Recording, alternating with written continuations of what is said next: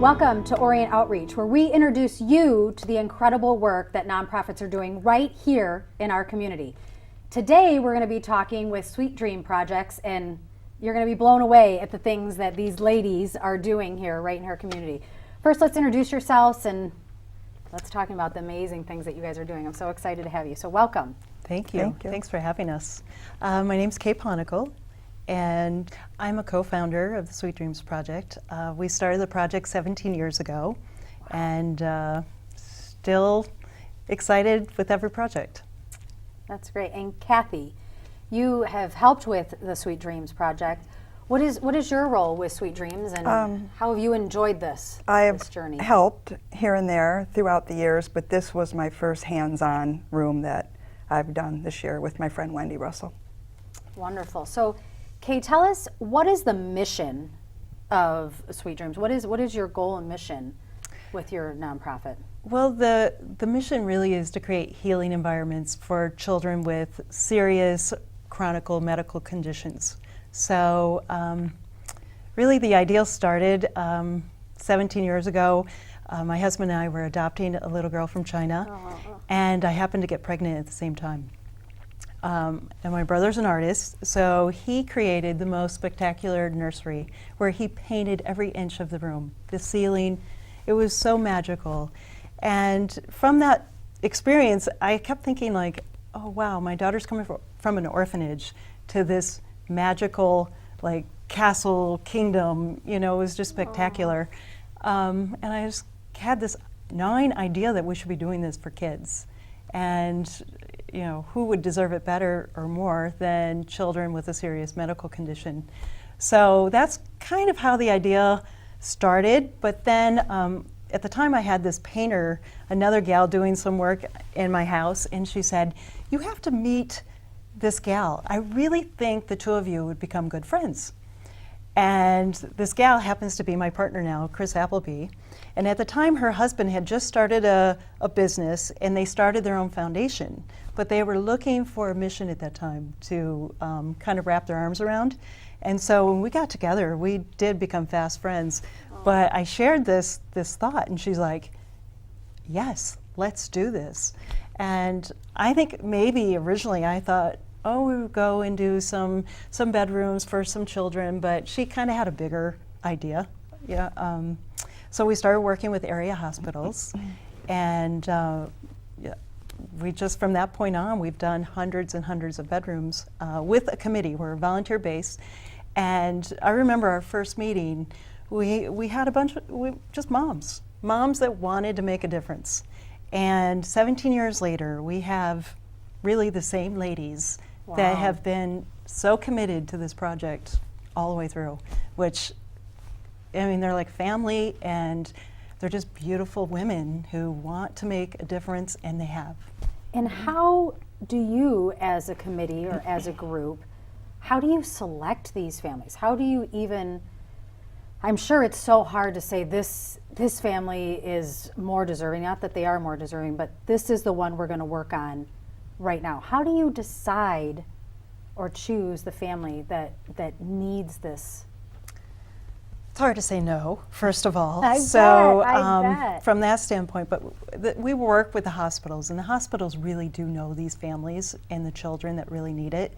So the social workers, we really get our recipients and our applications through the hospital. So they really do the hard work with trying to, you know, make a selection.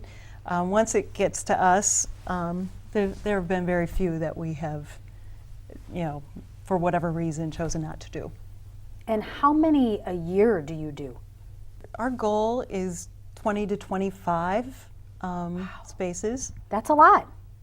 That's a lot. And that is a few a month. And are the times that they, as far as from start to finish, I would assume they're all different, is the extent or how long it takes.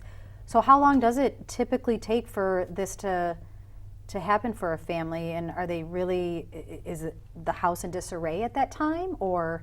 We try to minimize. We try to like calculate it in a way that we can get all the trades in within a couple of days, because the family, there's usually a lot of medical equipment, a lot of medicine, a lot of different things. So really, we try not to disrupt their day-to-day too much and for too long. And Kathy, we're going to talk about the Sparkman family. That was the last project you all did. And with that, with the process, how did you decide on how to design these bedrooms for these kids that were looking for a sweet dream Well, room?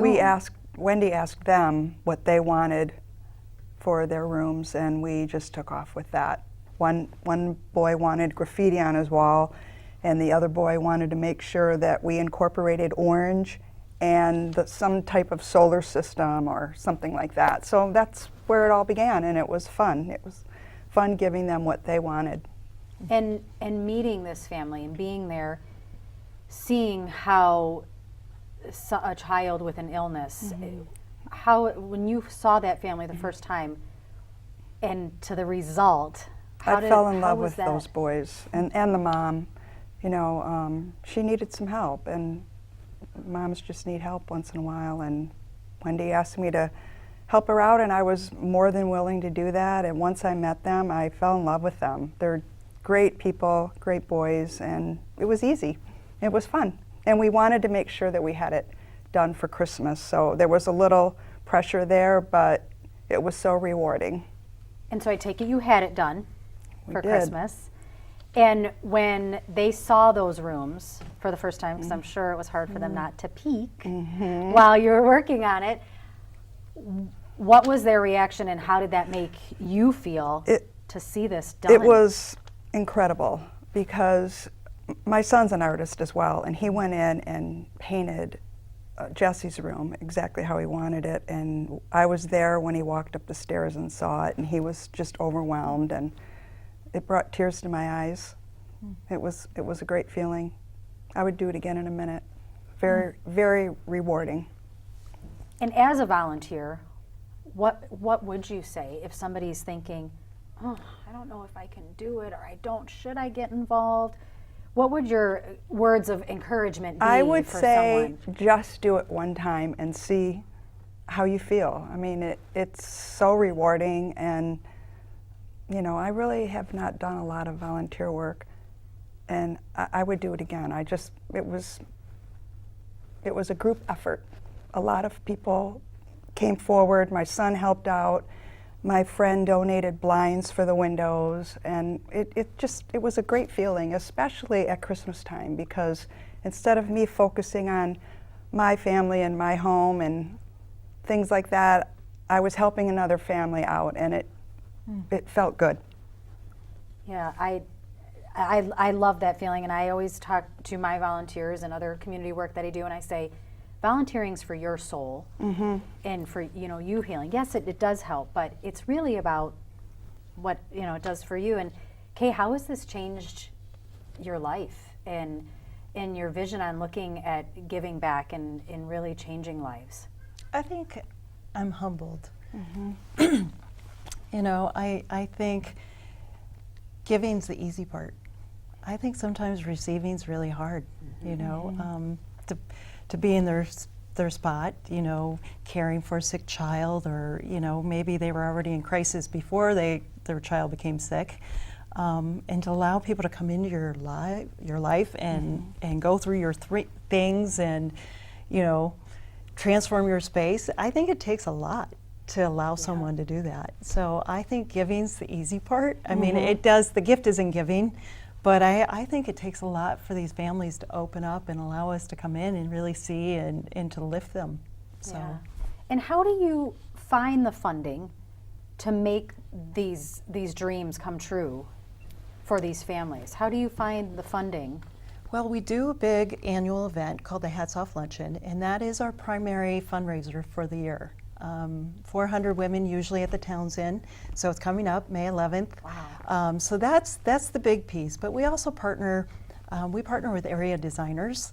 Designers come in and they'll come in and do a room creation for us, which is always so incredible. I mean, these kids are getting one-of-a-kind spaces, Yeah. and it's just amazing to see and fun to see. Also, Ashley Furniture, new to our town, new to Detroit Metro, and they came in and they are now donating mattresses to every family. Also, this particular family, they donated all the Dressers, furniture, beds. 2 bedrooms for 3 kids. So they were so Wow. generous and just great to work with, and we're looking forward to a long partnership with them. Well, I commend both of you. It's one thing to volunteer and give back, but you know, when there's those situations of illness, I think that's sometimes even harder to walk on those eggshells, because it's already a hard situation. So I commend you, and keep up the great work. It is Thank you. wonderful. And girl power for Girl sure. power. Girl For power. sure. Thank you so much for joining us for this edition of Orion Outreach. Next time, we'll tell you about the amazing work that another nonprofit is doing. We'll see you soon.